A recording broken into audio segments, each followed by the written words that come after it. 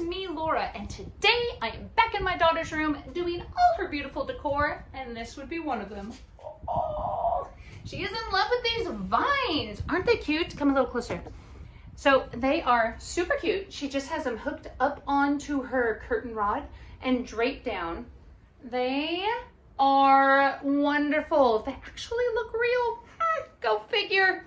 And they have enough to droop on both sides and cascade down on the end.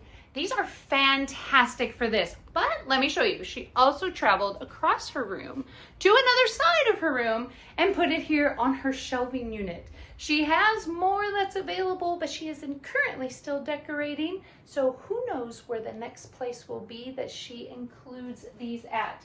But I just wanted to show you how wonderfully light they are, how they cascade beautifully but stay hooked up there so easily. It is so easy to decorate with these. So if you were in the need of some beautiful vine decoration, this would be one that I would choose.